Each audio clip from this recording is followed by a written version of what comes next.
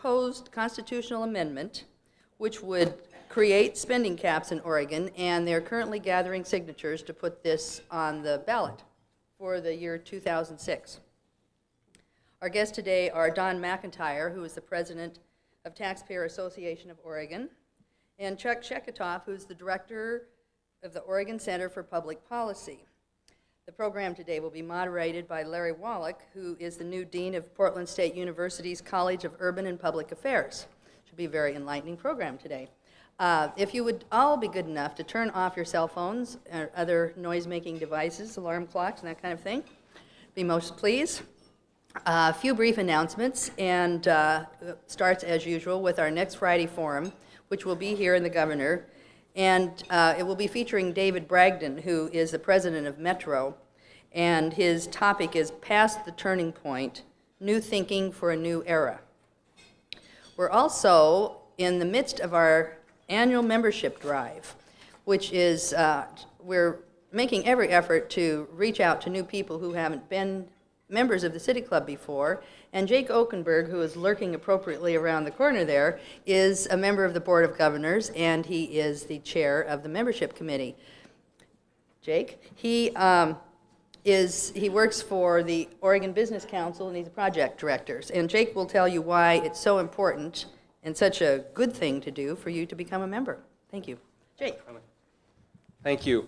Just a couple quick announcements. Many of you know that we're in the middle of our membership drive. It's going very well. I'll update you in the coming weeks about the amount of numbers and new members that we have coming in, but it looks really great right now. Just two things I want to say. One, we have our final Fridays every month showing off our new space, allowing existing members and potential new members to come by and see what we have to offer. And that's 1 week from today, 4:30 p.m. to 6 p.m. at the new space on 901 South Washington. And so I want to invite you all to come to that. And as just a small incentive today, if you're not a member, if you join today, we'll give you a free beverage at that meeting 1 week from today. So you can grab one of these coupons from Tim. And we'll be doing lots of fun incentives like that throughout. And I wanted to give one last reminder. We've got our raffle prize for all new members from last month and this month. We'll enter you. And we have a great Oregon memorabilia prize donated by Thomas Lauderdale from Pink Martini with all sorts of fun Oregon stuff, including some newer stuff, which is their CDs all signed. And so we'll send that your way if you win as a new member. So please see us at the back. We'd be happy to get you any info that you want. Thanks so much.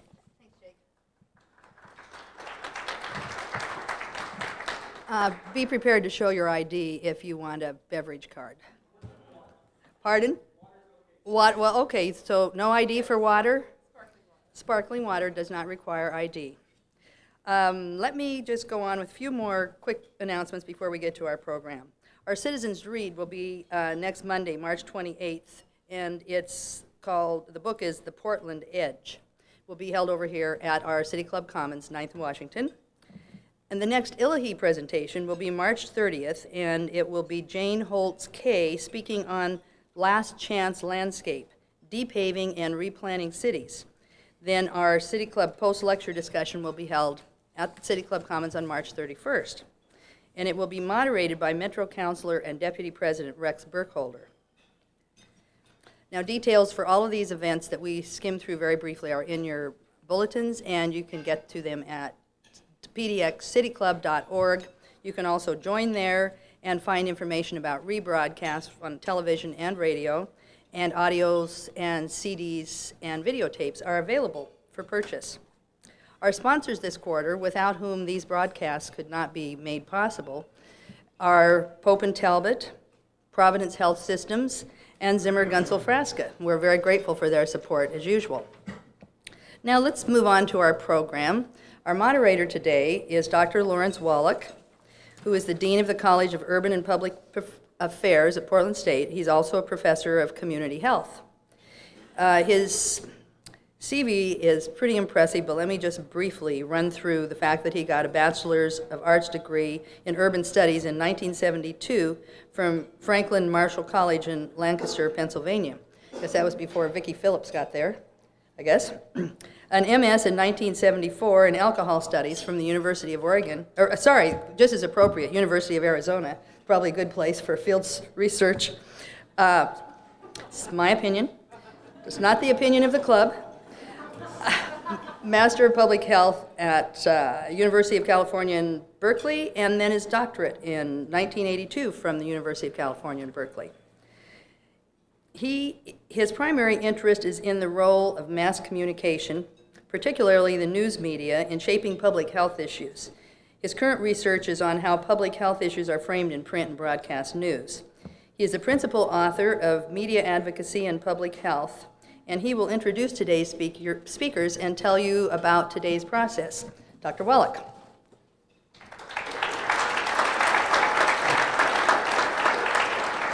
Thanks very much, Corleen. Because you're in the middle of a membership drive, I hope that doesn't mean in the middle of the program we have to stop for a commercial. And I'm glad to hear you're working on a discussion of the Portland Edge, and is in the form of a commercial. The Portland Edge is a wonderful book about Portland and the way we've gone about planning, and it was written by the faculty in the Nohat A. Toulon School of Urban Studies and Planning in the College of Urban and Public Affairs. So it really is quite a wonderful book. It's very well written, and I'm glad to hear that you're going to focus on that. Well, welcome to our program. Let me tell you the rules for discussion today. Both guests will start out having 5 minutes to present their best arguments on constitutionally imposed spending caps, explaining to us why such caps are a good idea or such caps are a bad idea for Oregon. And Don McIntire will go first on that. Following opening comments, I will ask a series of questions directed to one of the participants. He will have 90 seconds to respond to my question, and then the other person will have 30 seconds to comment on that. Heather Kometz, who's the City Club board host, will be the timekeeper, and I don't envy her that task. I reserve the right to follow up and pretty much do whatever I want or feel like I need to do to keep this thing on track. But my role, as I see it, is really to highlight the deeper underlying values and assumptions about this issue of spending caps, and to kind of not focus too much on the technical and numbers issues, but to try and get to these deeper issues of what it means for us as citizens in a society and our relationship with government to think about this. At this point, I'd like to introduce our guest. Don McIntire has been involved in Oregon politics since the late 1970s, when he began his countless efforts over the growth of government. He is best known as the father of Ballot Measure 5, Oregon's constitutional property tax limit, approved by voters in 1990. Those on the left and the media refer to him as an anti-tax activist. Don's supporters, however, refer to him as a taxpayer advocate. He is currently the president of the Taxpayer Association of Oregon, which lobbies on behalf of the taxpayers during Oregon's legislative sessions. The Taxpayers Association also operates a very successful website, which is known as the one-stop site for all significant Oregon political news at OregonWatchdog.com. The Taxpayer Association considers its mission to fight for the principle of limited government and against the government penchant for extracting ever-increasing amounts of revenue from citizens and Oregon businesses. Currently, it is circulating initiative number 6, a constitutional spending limit aimed at the November 2006 general election. Since 1976, Mr. McIntire has been deeply involved and is currently the president of the Executive Club, a well-known partnership of conservative activists who refer to themselves as Jeffersonians. Welcome, Mr. McIntire. But don't get up yet. At this point, I also wanted to introduce Charles Chuck Sheketoff. He is the executive director and a founder of the Oregon Center for Public Policy. Prior to starting the Oregon Center for Public Policy in 1997 with a Public Interest Pioneer Award from the Stern Family Fund, he lobbied the Oregon Legislative Assembly on behalf of the low-income clients of legal aid programs and also on behalf of the Oregon Law Center. The OCPP is a nonprofit, nonpartisan research institute that uses research and analysis to advance policies and practices that improve the economic and social opportunities of low and moderate income Oregonians. And these groups are, in fact, the majority of Oregonians. When advocates, policymakers, or the media need timely, credible, and accessible information, they turn to the Oregon Center for Public Policy. An article in the American Prospect said of the OCPP, Run by Chuck Sheketoff, a smart and entrepreneurial executive director, the center puts out research materials worthy of any national think tank. Before it was founded, there was little serious analysis of how state-level fiscal and social policies affected low-income Oregonians. Today, the center is a ubiquitous presence in the state's policy and budgetary battles, with several important victories to its credit. The OCPP papers on spending limits and Oregon's tax and spending trends are available on its website at www.ocpp.org. Welcome, Mr. Sheketoff.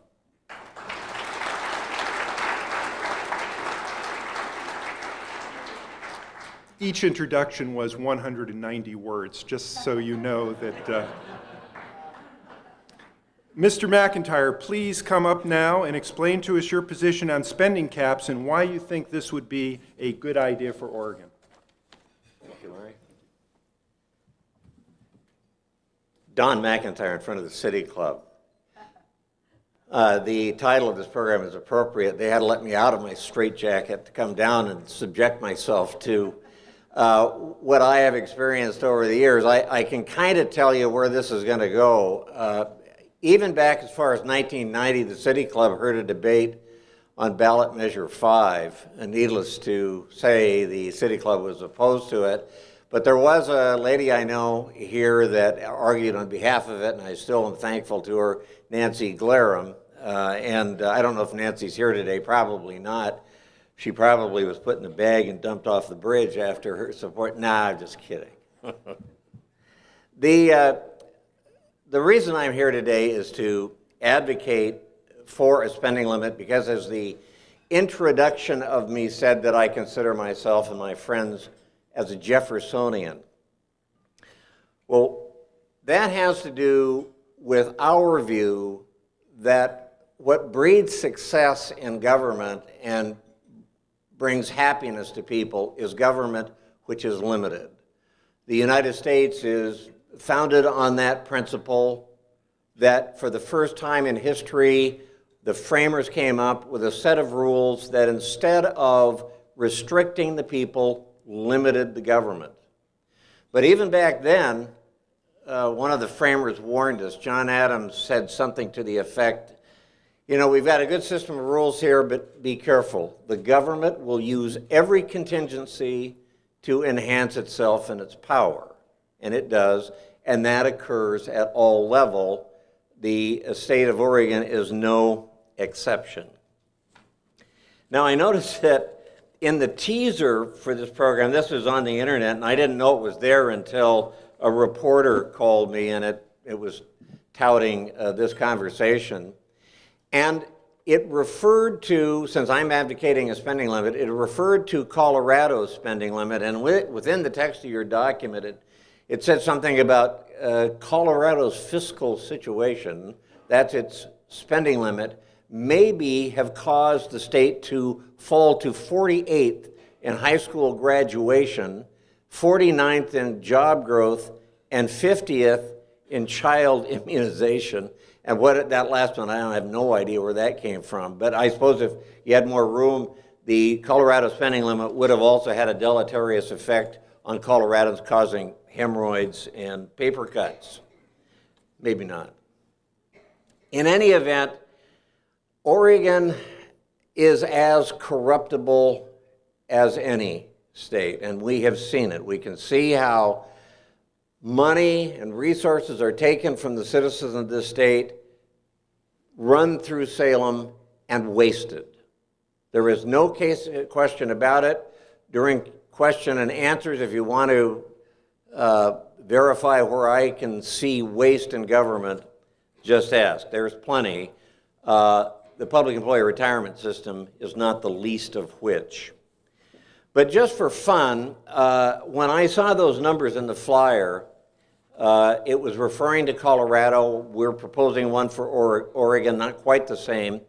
So I went to verify those numbers, and there's something called the Oregon Progress Board, and they put out a competitive index. So what I did, I went through this is brand new, and pulled out some comparisons, or the comparisons between Colorado and Oregon. Now, Colorado has a spending limit that adopted in 1992. It is the gold standard of spending limits. There are 28 states that have them. But let's look at this, and this has to do with ranking. I won't bother you with too many numbers. But per capita income in 2003, Colorado ranked 8th out of the states, Oregon 29th. Household median income in that period, Colorado ranks 10th, Oregon 28th. Average weekly wage, Colorado 10th, Oregon 23rd. Unemployment rate, Colorado 26th, Oregon 49th. There's a lot more numbers like that. Invariably, Oregon takes a back seat to this economic success of Colorado. I saw Tom Cox out there. I believe he reprinted some of the significant numbers, and you should take a look at it, because I think it's a valid argument on why Oregon, as Colorado, should have a spending limit. Now, what I will do today is to explain, not in great detail, the measure that we are circulating, the features of it, and why, if it is adopted, how it will improve the lives of the citizens of this state as spending limits in Colorado have for its citizens. I thank you very much for hearing from me. I'm going to enjoy the conversation.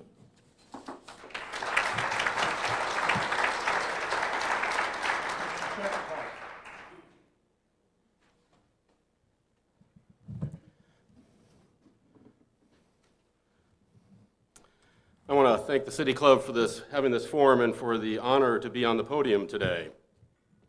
Why should Oregon reject a constitutional spending limit? Well, Mr. McIntire is right about one thing, but he's wrong about many other things. He's acting out on false assumptions, and he's trying to get Oregon to act irresponsibly. He's absolutely correct. The spending limit that he's trying to hawk would shrink government. And the reason it does that is because it would make recessions permanent.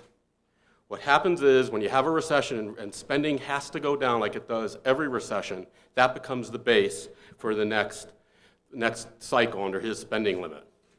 Now, there's one good thing about a mathematical formula for controlling government. I don't think government should run on mathematical formulas, but there is one good thing, is you can put it into a spreadsheet and look back and say, what would have happened if we had done this, right? Well, I can't predict the next 3 recessions. A good economist can predict 5 of the last 7. But I can tell you what happened if we applied this to past business cycles in Oregon. In 1979, when Oregon adopted a spending limit that we have a version of today, if they had adopted Mr. McIntire's, the 2005 legislature would be faced with spending $5 billion less than they're currently planning on spending. They're planning on spending $12.4 billion, the agreement reached a couple weeks ago. They'd have to cut that almost in half.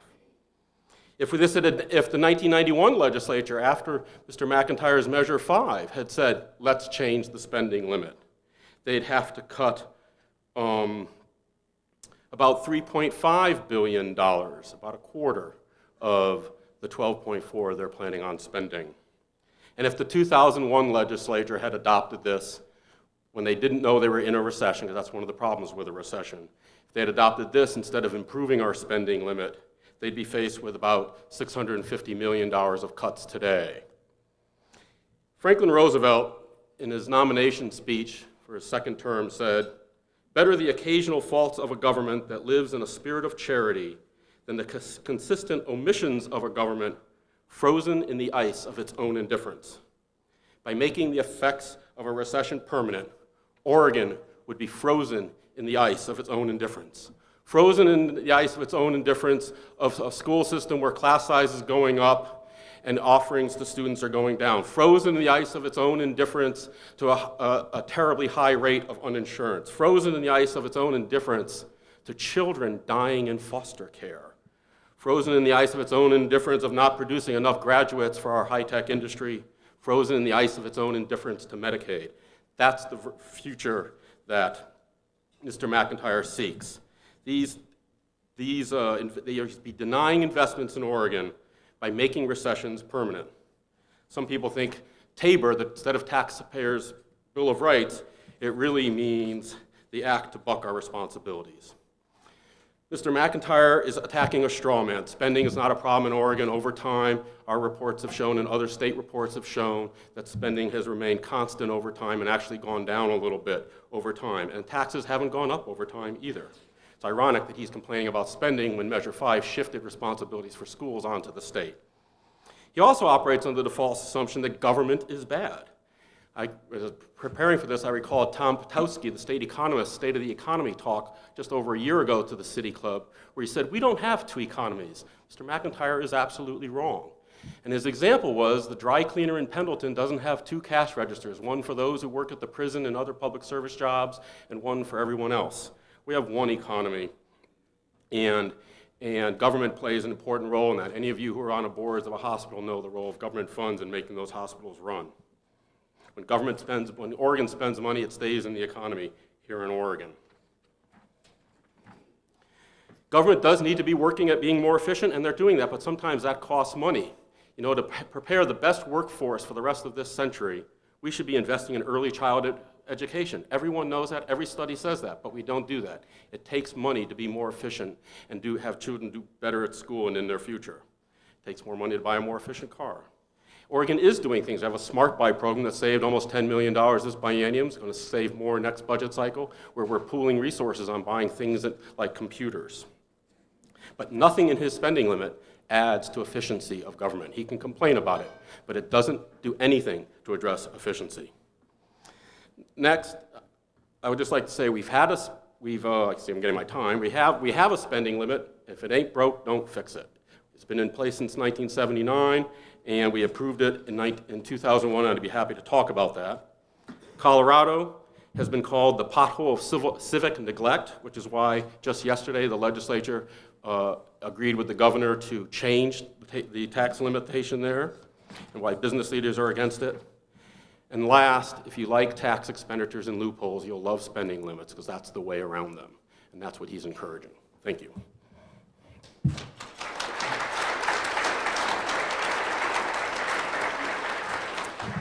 Thanks very much. Now we'll go into the question process, and whoever left their watch here, thank you. It's a lot nicer than mine is.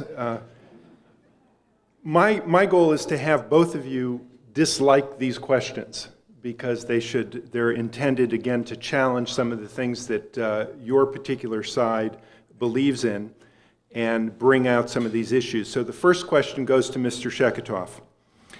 Mr. Sheketoff, proponents of spending caps argue that these caps will force government to economize and prioritize. There are endless wants that people have, and spending caps press government to fund true needs, not just wants. Doesn't this make sense? How do you rein in government spending without a cap? I think you rein in government spending by the legislature making the right choices. They get lobbied by citizens and professional lobbyists, individual lobbyists and professional lobbyists. And if they're making the wrong decisions, the election process throws them out of office. But you know, if you look at government spending has not been out of control. And we look at our priorities in Oregon.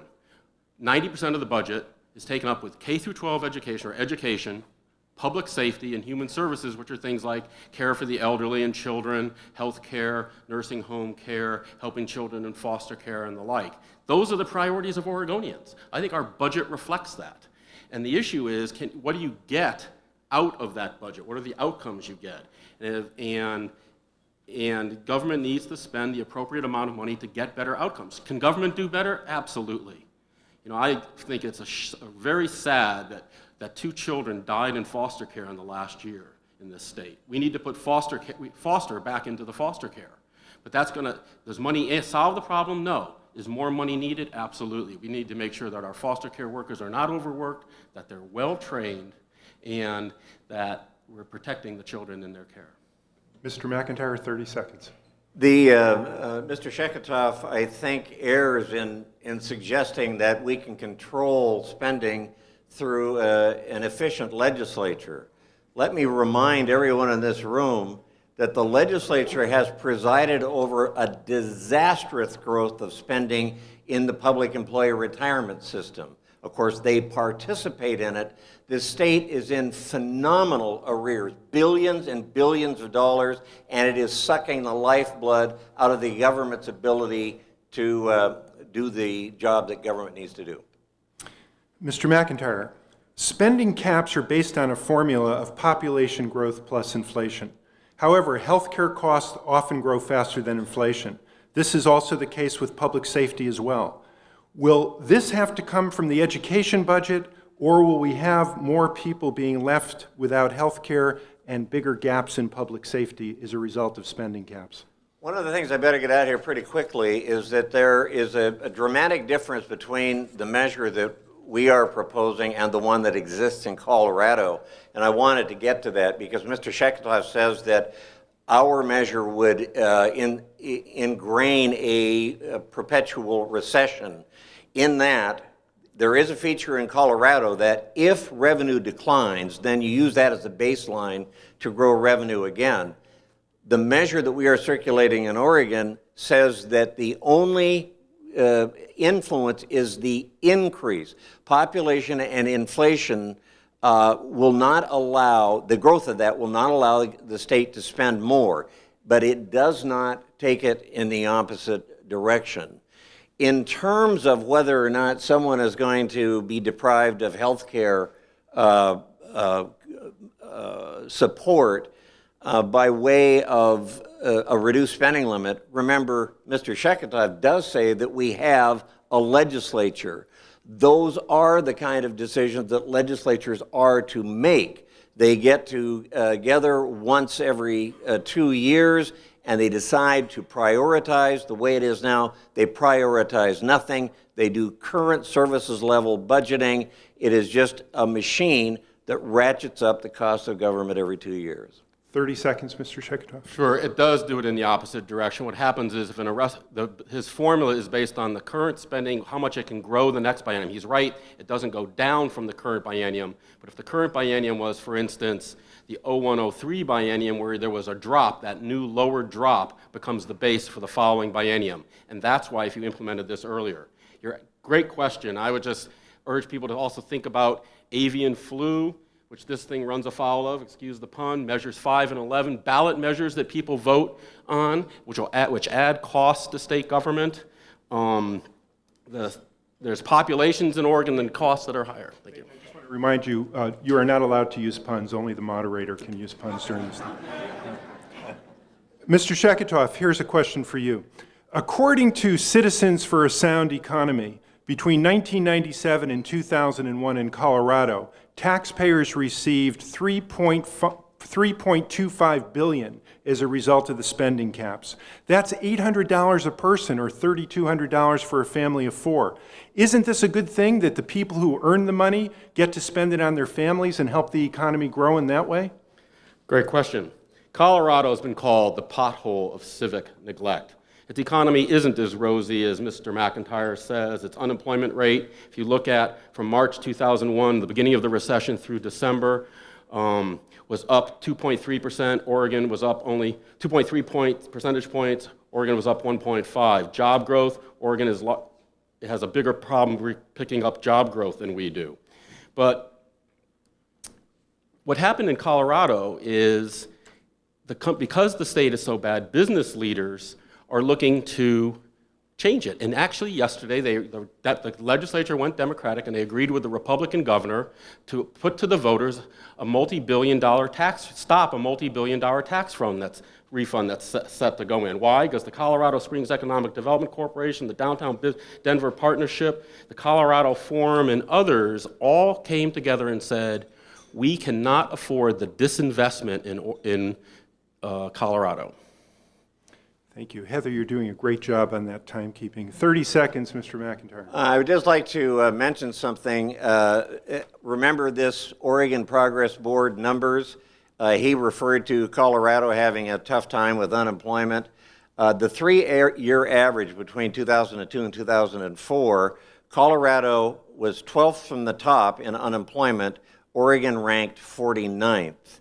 Remember that if you restrain the government from taking everything it can from the economy, guess what happens to the money? It makes jobs. Mr. McIntire, this question's for you. Maybe the folks in Colorado did get some money back, but the Nonpartisan Center for Budget and Policy Priorities says that 12 years after the spending caps in Colorado, that state has among the nation's poorest public services. For example, Colorado eliminated the mental health program in youth corrections, eliminated all state support to local and regional health agencies, and the percentage of Colorado children who lack health insurance rose from 15% in 1992 to 27% in 2003. Won't they have to pay for this later? I don't know where those numbers come from, but in any event, Center for Budget and Policy what is it? They come from the Nonpartisan Center for Budget and Policy Priorities. well, It's all a right. well-respected In group. any event, they are numbers. And again, what you are talking about is a situation that can be decided on or ameliorated by legislative action. That's why we do have legislatures. I can't speak to those numbers specifically, but I can tell you again, I'm going to bring you back to this. You read this and you will see that Colorado is palpably superior to Oregon in terms of its economics. As to the decisions that its politicians make, we have some of the same problems in Oregon. They just don't get it. They will not prioritize. This is a state where we send money in and they purposefully waste it. Look at PERS. Look at prevailing wage. This is a situation where the government takes money from you, then does a public works project and pays the highest number. It's ridiculous. And what we've got to do is install some limits so these legislators do have to make some choices. By the way, the measure that we're suggesting does not return tax money to the taxpayers. What it does, it allows extra money to build up and accumulate in a rainy day fund. Mr. Sheketoff, 30 seconds. There's no rainy day fund in his proposal. I want to be clear about something. There's no direct correlation between Tabor and the economic performance in Colorado. Tabor did not cause their current economic troubles any more than it helped them during the gains of the 1990s. What Tabor can be blamed for is the inability of the state to get out of the recession.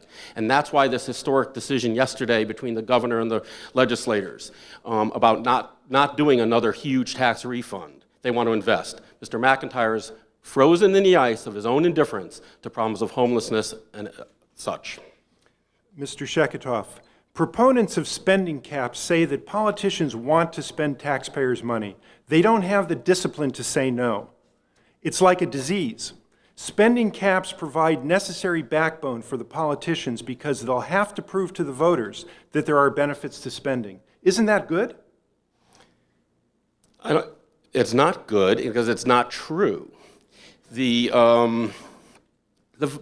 legislature knows how to make decisions, and not everything gets funded, even during the boom years of the 1990s, when Oregon's economy, with our current tax system, Mr. McIntire, was one of the fastest growing economies in the country, the fastest growth in per capita gross state product from 1995 to 2000, with our current system and the exorbitant spending that you keep complaining about. But even then, when they were flush, they were giving away big tax breaks and they were making program cuts. And that's why we have an unbelievably high level of health uninsurance for health care in this state, and why we have problems. That's why kids are still dying in foster care today, because we have not invested in Oregon. We don't have a good early childhood education system in this state, because we have not invested in Oregon. You don't need a tougher spending limit to get them to make the tougher decisions. We are the fifth highest spending state in the country. What is the number then that will keep his children from dying? I mean, I really haven't honestly read that we've got people dying because the state of Oregon is not spending enough money. What we are saying, pure and simple, it's clear you've got a limited government advocate here, a big government, no limit government advocate there. We are just saying that if we control the spending of government, it produces jobs. All right, thank you. Okay, Mr. McIntyre, question for you. Aren't spending caps really about starving government? Isn't it really about making government as small as possible and just casting people off so they have to fend for themselves? Let me talk a little bit more about the measure. When you talk about starving government, I will tell you that the measure that we have proposed, believe me, is pretty benign. The state itself has done some preliminary numbers on it. Remember that this is the limitation on all forms of state spending with exceptions. He is implying that the limitation is only on the general fund. This deals with total spending, it makes exceptions, and when you work through the numbers, you find out that 2 bienniums ago, the cost to the state in terms of revenue lost would have been about $300 million. Now that's compared to a budget of $28 billion in total spending. The next year is around $500 million, and in this coming biennium, out of a budget of 40-some billion dollars, the savings to the taxpayers and ratepayers would be about $1.8 billion. That is not draconian. Mr. Sheketoff, 30 seconds. Mr. McIntyre is mixing apples and oranges. When he says we're a high spending state, he's counting state, local, and federal spending. When he compares his number, which I don't believe is accurate, of $300 or $600 million versus $28 billion, he's looking at a general fund cut versus the total spending. You can't mix them. He is starving government. You know, he's part of the you're on your own ship society, that we shouldn't have government help business flourish, shouldn't help provide a workforce for our business community, and shouldn't help the less fortunate in our society. I believe differently. Final 2 questions before we open it up to the audience. Mr. Sheketoff, spending caps allow taxpayers to make choices about the things that affect them directly. Tax cuts are bigger classroom size, lower taxes or new fire engines, new taxes for a sports stadium, or give up your major league team or maybe don't get one. Isn't this what participatory democracy is all about? Don't spending caps really give the power back to the people to make the decisions that affect them the most? No, they don't, because you're not sitting as the legislature making the tough choices of what actually gets funded. What it does do, as I said earlier, is it allows and encourages the creation of loopholes, more tax loopholes, if you want to fund something. A number of us working on behalf of low and middle income Oregonians created, then expanded a child care credit on in the tax code. And the reason we did that was because we were already seeing the anti-tax movement being successful at stopping expenditures in subsidies of child care for low-income working families, particularly those leaving welfare. So we went to the tax code where we put it in as a tax break. It's not spending. The Republican legislature loved it. Okay?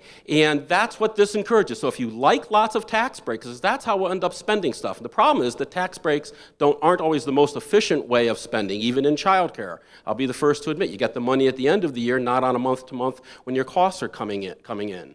And so that's what this is going to encourage if we put it. It does not in any way help the average citizen make decisions. It takes away power from the legislature, which is actually representing us.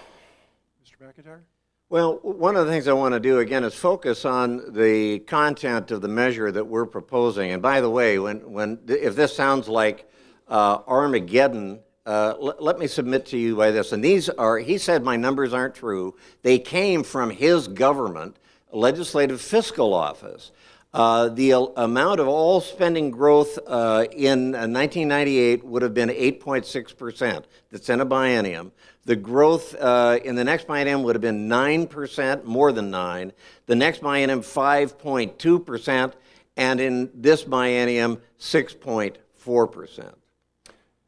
Final question for Mr. McIntire. Given that health, education, and public safety spending account for about 90% of the budget, what public services would you cut to reduce the state spending in the upcoming biennium in order to reduce the amount of money going out? That's an old straw man.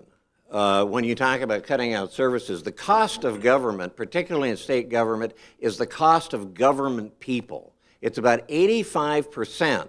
And we have people who are retiring at 50 years of age at thousands of dollars a month, double dipping, coming back into the system in retirement, making 106% of what they were paid in their highest pay scale, coming back and working for the state on the government. That isn't cutting out. If we get rid of some of that, it isn't cutting out programs for little old ladies. What we have got to do is discipline ourselves. We have too many people working for the government, doing too little for too much money. If you need to save money, then rework the deal with those people. And if they won't work the deal, then privatize most of the services that the government does. Doing that, the taxpayer gets the benefit of the low bid. The taxpayer also gets relieved of the obligation to pay a retirement, luxurious retirement, from here on out. Mr. Sheketoff. This measure has nothing to do with PERS. It has nothing to do with the level of pay to government employees who do work that some of us, frankly, would find very difficult to do and don't choose to do. What this measure does is it strangles government. And that's all it does. It just strangles the ability, and he's acting, again, irresponsible. Why? Because Mr. McIntire is frozen in the ice of his own indifference to the problems in our society that government has an absolute obligation and responsibility to address: homelessness, housing, hunger, education, childcare, and the like. Okay, thank you very much. That concludes the question and answer section from this part of the program. And now I want to bring back Corleen Kraft to introduce the audience questions stage. Thank you. Thank you very much. This is what City Club does best. We make every effort to provide diverse opinions and have civil discourse about those. This brings me to a mini lecture of how the question and answer period will be handled. First of all, questions may be asked only by City Club members, and those questions should be questions. This is not a debate. Our guests are the experts. We're the questioners. And questions must be asked within 30 seconds and must end with a question mark. They don't have to end with a question mark, but they should have a rising inflection at the very least. Our board host today, who will has the privilege of asking the first question, is Heather Kometz. She was one of the co-founders of the New Leaders Council and has been a City Club member since 1997. She's a tax attorney with Sussman Shank, LLP, with a certificate in federal taxation, and asks very good questions. Heather, please begin. Thank you. First of all, thank you to you both. I didn't have to use my little bell, and I hate being mean like that, so I appreciate that you were keeping to the time schedule. My question is this. The concept of a constitutional spending cap sort of ensconces the numbers of our government at a particular level, space, time, as somehow magical, like whatever we're spending at that moment that we pass that spending cap is somehow appropriate. And I'd ask for both of you to address, number one, what sort of work, if any, you think needs to be done to prioritize spending before we would ensconce it forever as a level, and number two, address the sort of magic moment and how we might know when we're upon it. Is that for either one?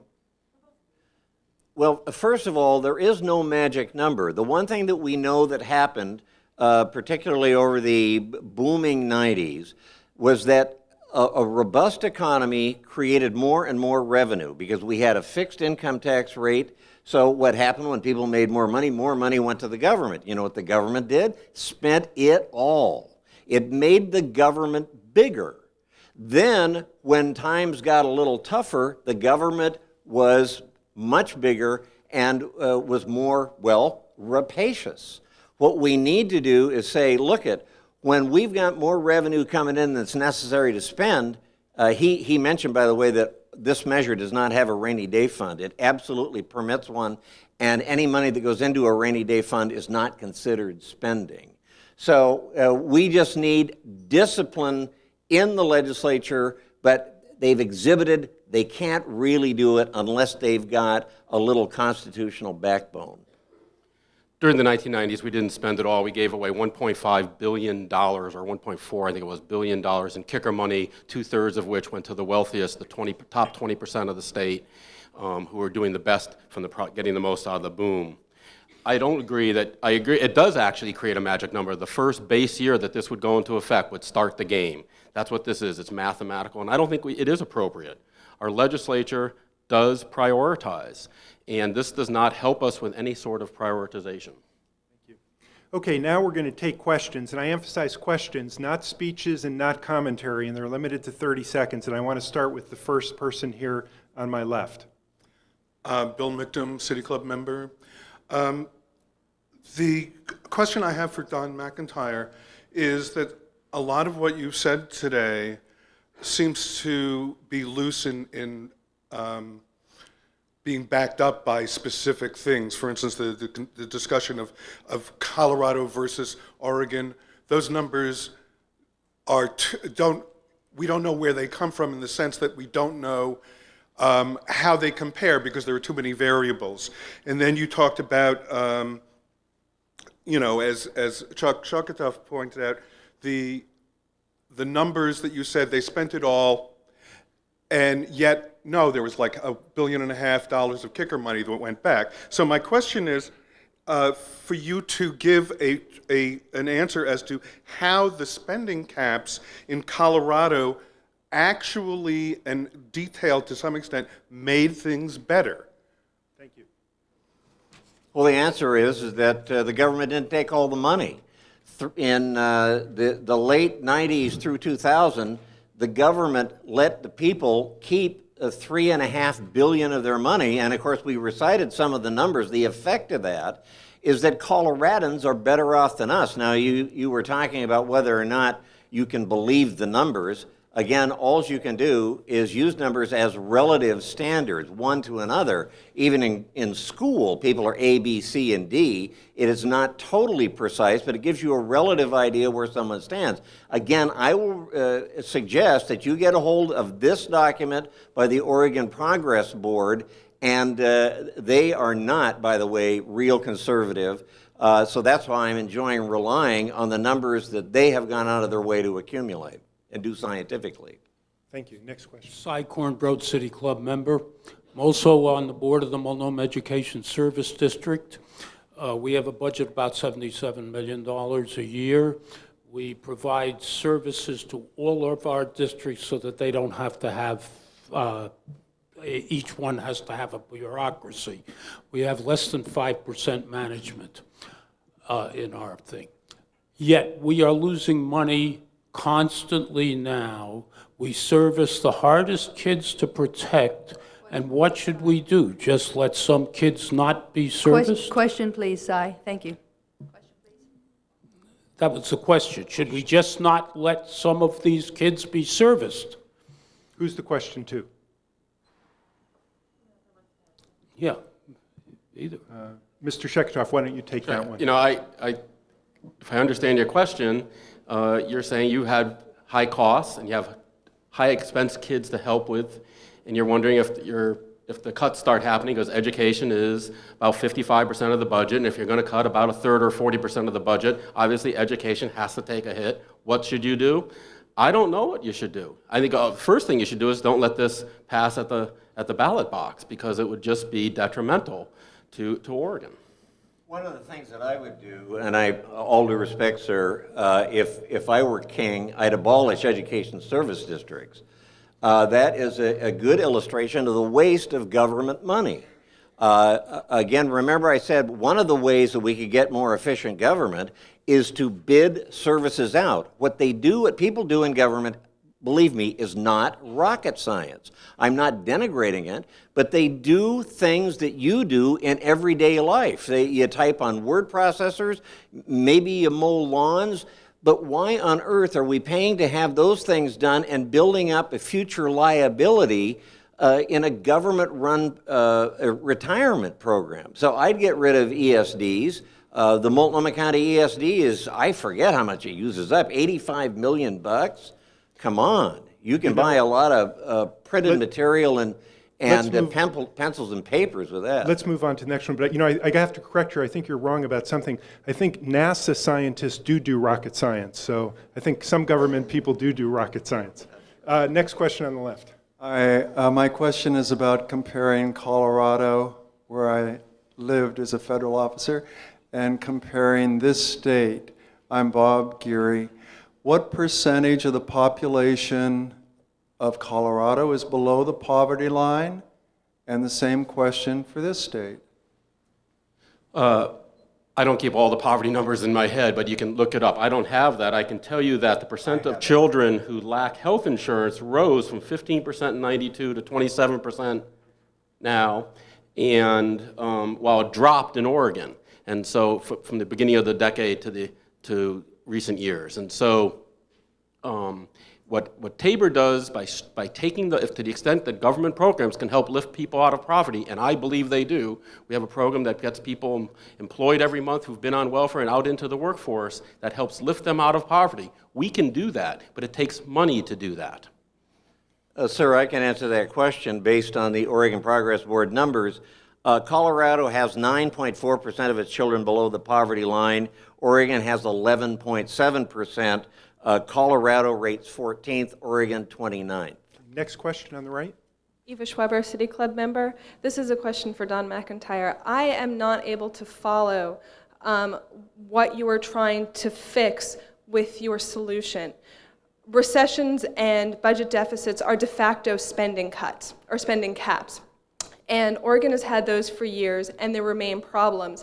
It seems to me that the issue you're saying is that the legislators are not addressing the problem, but we are the ones who put the legislators in office. And so it seems to me that your approach will not actually achieve the solution you want, and how can you address that? Well, first of all, when you're talking about we put legislators in office, we get to, make choices about who's on our ballot.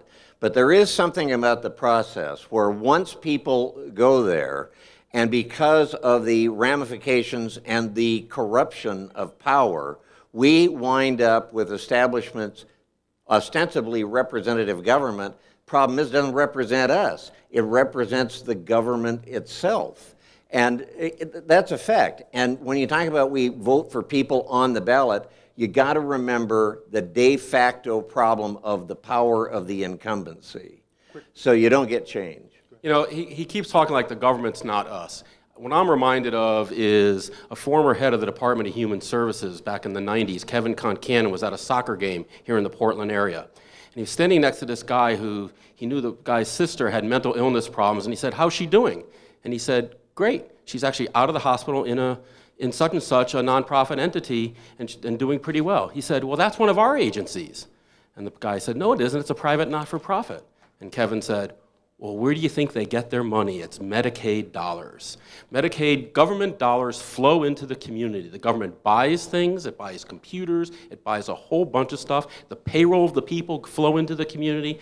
There are not two economies. It's not their government and the legislatures are just representing their government. That's not us. No, the government is us. It's all one economy, and it's all us." Mr. Cox. Want to point out to folks who can't ask a question, there's time to sign up, buy a membership right now, and get up here in line and ask a question. So don't hesitate. When you're back there, there's copies that's just outside the door with the Colorado and Oregon numbers. Folks, when the governor delivered his budget in December, he said that if the government had not spent so much in the 90s, we would not be facing the budget deficit we're facing today. This is a Democrat governor, Kulongoski. Do either of you, do you disagree with him? I do. I don't always agree with the governor, and if the state had saved in the 1990s and not squandered money on inappropriate tax cuts, including the kicker, which gave about $1.4 billion, if they had saved just the kicker money, or the personal income tax kicker, and put it into an account and earned 5%, it would have been almost enough to get us through the hellish 2001-2003 biennium when they went into 5 special sessions. It would have been enough money to get us through then and then into this biennium, but they didn't do that. So I don't think he's right. I don't think we spent too much. But you know what? The 2001 legislature looked at our spending limit that was enacted in 1979, and they improved it. They improved it in a number of ways. The spending limit is 8% of growth in personal income. They made it growth in the upcoming biennium, not the past. That makes a difference. They exempted ballot measures. So if Don McIntire succeeds or someone else succeeds, Kevin Mannix puts another big bad crime thing on that's going to cost us millions. They took that out. They recognize he's a problem. And so, I mean, that's what, I want to answer this here. It hasn't been a spending, but they improved it. And you know what, their limit, had they, as I said earlier, had they done that earlier, had they improved the spending limit earlier, in the 99-01 biennium, we would have spent a little bit less. Would that have meant no problem once we got into recession? Absolutely not. The problem with a recession is you don't know you're in it until after you're in it, okay? You can't predict them. And so the legislature left town in the summer of 2001. In September of 2001, we were already $3 million in the hole. Then it went up to $700 million in December, and it grew to $2 billion in the hole that biennium. Why? Because it's hard to predict the economy, especially in a state like Oregon, where we're 1% of the national economy, very dependent on the international economy. You know, Yeah, and business cycles we happen. need to move on. Thank you for such a brief question, by the way. We want to model that in our responses as well. Mr. McIntire. I would like to respond to that question as well.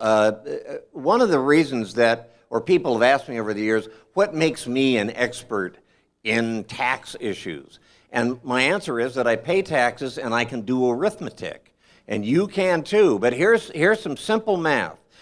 During the decade of the 90s, if you take a look at what we were spending at the beginning of the decade and at the end, it doubled. It doubled. Now, another measurement of how were you doing out there, the citizens of the state, the taxpayers, they did well too. Instead of going up 100% though, their total personal income in the state went up 85%. So there you go, 15%. Why on earth do we think that governments need to grow at a rate greater than the people who bear the burden of the government? It does not make sense. Okay, It absolutely doesn't. We have a lot more questions. Let's go into the lightning round. Go ahead. Ray Polani, a City Club member. I hope we can all agree that there is no free lunch or anything else. Anything else and free lunch has to be paid for. Having agreed on that, I think we should be thinking of what taxes could be used. And I suggest that the gasoline tax should be increased. We witnessed a tremendous increase in gas prices, and we all paid it. So if you increase the gas tax and open it up to all transportation, Question, please, Ray. I think that would be useful. I ask which one. Is it increasing the gas tax or maybe a sales tax? Chuck? Well, and this is also in response to Heather's first question. I don't think, this is my disagreement with the people who believe in the price of government, that we've set the price, that this would be the right amount. And in fact, I'm discouraged by the fact that in 1975, businesses paid 15 or 18% of our income taxes. Today they're paying about 5%. And so I could bring in more money for government. Not that money is the answer. Mr. McIntire is wrong about that. But it could bring in more money without raising the income taxes on anyone in this room or anyone listening to this debate today. If corporations started paying their fair share, the share they were paying, by the way, when Intel came to this state. Intel came to this state, and if you read their website, you'll see they talked about Oregon having a K-to-life education system. Thank you. Have we ever heard that before? Thank you. We are now at the end of our official period. We do have some more questions. I'm just asking if the speakers, all right, they can stay for a little bit longer. If there are any of you who have to leave now, please feel free to do so. And then I would ask that the next questioners be very brief. Thank you. And I think, is it to you, Steve? Yeah, I think it is. Steve Novick, City Club member.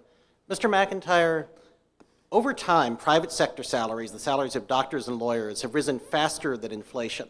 But there's gone up in real terms. Under your measure, the salaries of teachers, for instance, would not be allowed to rise as faster than inflation, so over time they become poorer and poorer relative to private sector people. I know you think that public sector workers are overpaid now, but aren't you worried about our ability to recruit talented teachers 50 years from now under your measure? Hey, Steve, if you take a look at the numbers in the book, you know what? Colorado teachers are paid better than Oregon teachers, and they've got a spending limit. But they haven't had it for 50 years. Next, right here. Kathleen Warman, City Club member, and I don't have a speech, just a question. Thank It's for Mr. Sheketoff. You said that without increasing tax revenue, government would be unable to assist businesses and grow the economy. Could you please illustrate specific examples of Oregon state government providing assistance to business, which has contributed to job growth? Sure, we do it every day. You know, if somebody damages some of my property, I go to court, and it has some value. I have some value to my property, but the court system protects businesses. The court system is something that makes so that businesses can rely on contracts and discuss contracts. The business community uses our judicial system. The state got Google to move to the Dalles. They recruited, they set up a site, they created a place for Google to come and move to the Dalles, which is going to provide somewhere between 60 and 100 good-paying jobs. Regrettably, Google's going to be a $10 a year taxpayer under our current tax system. They're going to pay the corporate minimum tax because they're not going to have any sales in Oregon as of 2008. But they did bring them, and we're bringing businesses to here all the time. We're also helping businesses by providing an educated workforce. Thank you. Kathleen, I want to respond to that. When you said, does the government help in the economy or not? I contend that the government has no business, and as a matter of fact, the government does very poor work in that regard. Most of you know that Oregon has an Economic Development Commission. It was instituted in 1979, and right now you probably have 150 bureaucrats drawing about $70K a year average and then benefits. But think about this. When the Department of Economic Development was instituted by the state, Oregon per capita income was 3% above the national average. Now, what have they wrought? Now we're 3% below the national average. And we have this incredible unemployment. And I got thinking, you know what, if we wanted to have the worst unemployment in the country, we could do that without the Department of Economic Development. We could do it on our own. Thank you. BJ? BJ Seymour, City Club member. Question for Mr. McIntire. If the measure you're now proposing is such a good idea, how come you didn't come up with that in 1990 when you came up with Measure 5?